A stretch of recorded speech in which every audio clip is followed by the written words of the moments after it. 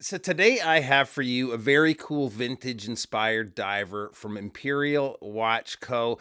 The watch is the Royalguard 200. This is a newer limited edition version of the watch, but when the original came out a few months ago, it gained a lot of traction and I can understand why. It's a really cool watch. Big thanks to Ben, the owner of Imperial Watch Co., for reaching out and getting this into my hands for a few days to share with you guys. So let's get to it and check out the watch.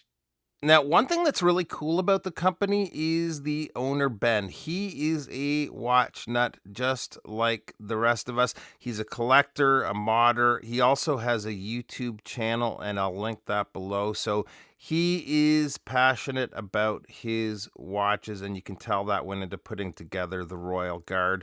These first were released in October last year and sold out quickly. Recently, Ben released 4 new limited edition versions, and at the moment, 2 of the 4 colors are gone. Right now, there's the ghosted green bezel version and the black, which has more of a gray faded bezel available.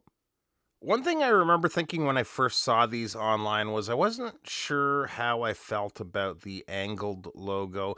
It slowly started to grow on me, and now that I have this in the metal, I actually really like it. On the bottom of the dial, we have the name of the watch, Royalguard 200 printed, and everything is done in that yellowed print that matches the color of the loomed hands and markers. Big fan of the gilt handset, especially that minute hand. Although there's times, like for example, at 3, 6, and 9 o'clock, the hour and minute hand can be a little tough to tell apart. The triangular area of the minute hand is divided into 2 sections, though, so you can tell the difference fairly easily if you take a closer look. I think it's actually kind of a pretty cool little detail. The loom is solid, nice and bright and evenly applied, so thumbs up when it comes to the loom. The bezel is a 120 click coin edge bezel. Has a sturdy feeling action. Not hard to grip and turn, but just has a precise feel and snap to it. Plus, it looks really cool with that faded aluminum insert.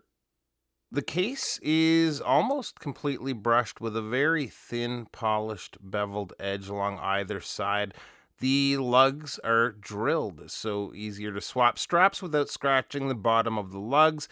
The case back has a little decoration there with the company logo, the crown logo, and running the watch is the Seiko NH35 movement. Now, these are available with either a date or no date like this, but both versions use the same movement. So on this one, just unscrew the crown here, we do get that ghost date position.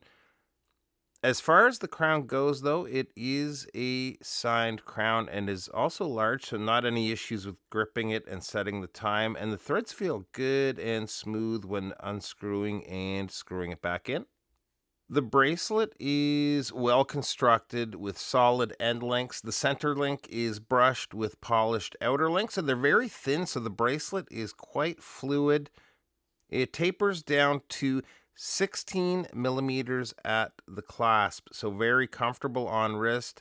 The clasp is signed there with the company logo, same as the bracelet, and really the entire watch. It feels sturdily built, and also we have 4 micro adjusts, so you should be able to find that sweet spot when it comes to sizing the watch.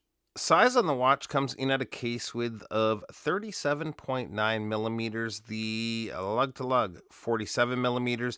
Lug opening is 20 millimeters and the thickness is 14.3 millimeters, including the domed sapphire, which is treated with an anti-reflective coating. Gives off some really cool distortion too. Water resistance on the watch is 200 meters. And here it is on my 7.25 inch wrist, and it looks so good. If you're interested, these go for 500 USD. Only the black and the green are left, and they're limited to 50 pieces each, so I'd expect they'll be gone very soon. If you do miss out, keep an eye on Imperial. I have a feeling they'll be coming out with some really cool stuff in the future. Thanks again to Ben for lending this into the channel. Thanks for stopping by, and we'll see you real soon. Bye-bye.